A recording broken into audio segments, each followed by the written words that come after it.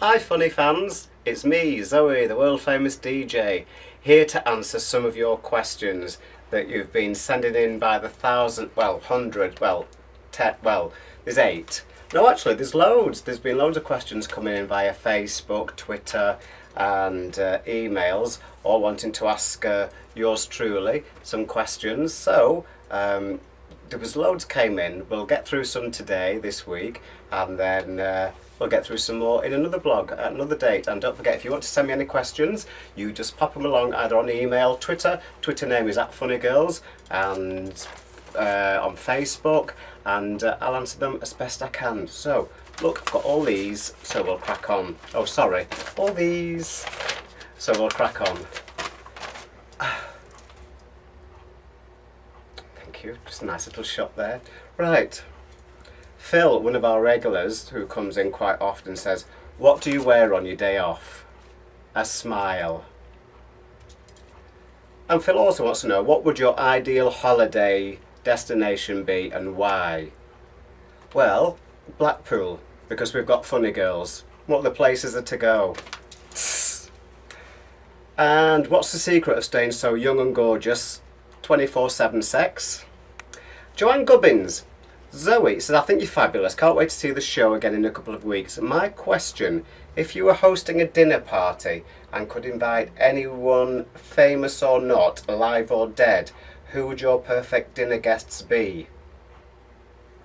Why would I want to invite dead people? Ooh.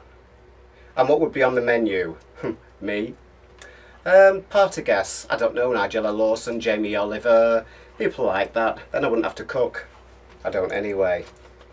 Carl Newson, I think that's Carl, one of our ex-bar staff. Hi Carl, miss you. Couldn't stand him. Anyway, it says, is the reason and secret of your youth that you've taken the same potion from Death Becomes Her? No, but you're not far off.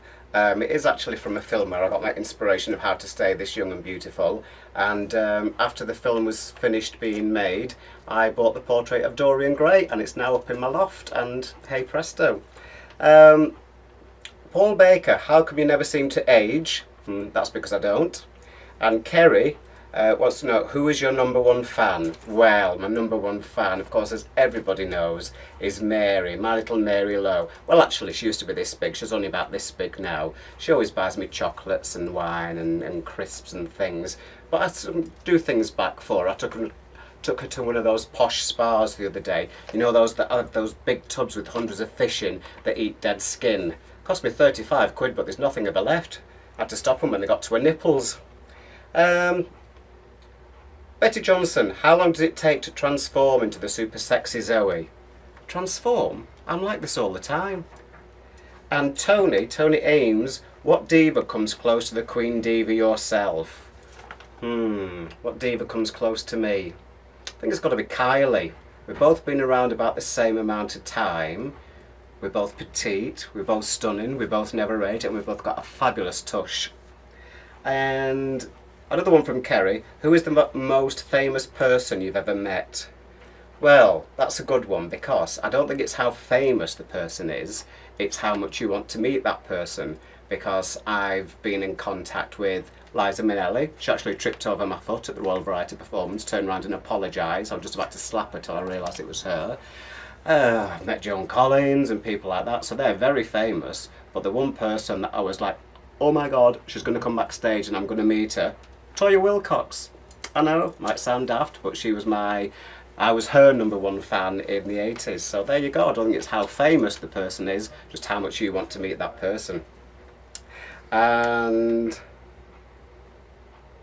another one, the first one from Clark Milligan. He says, here's a question, where does Zoe stash it when she's wearing a short frock? Well, at the moment I'm wearing a long frock, but as you can see, it does come off to be a little short number later on. And if you wanted to know where I stash it, well, let me give you a clue. These are my bollocks pushed up. But don't tell everybody my secret. And Reese Twigg, one of our ex-boy dancers. What's been your least favourite costume you've had to wear?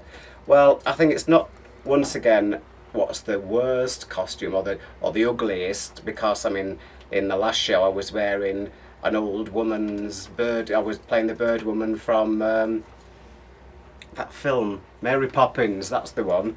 But that was quite camp, the number was camp. I think one of the worst ones, although the outfit actually looked good, was the can-can, because there was so much to put on in a quick change. You had to put stockings, suspenders, garter, dress, wig, boots, little gloves, a neck thing. It was just like forever putting things on, and you only had about 40 seconds to get changed. But it looked great once it was on.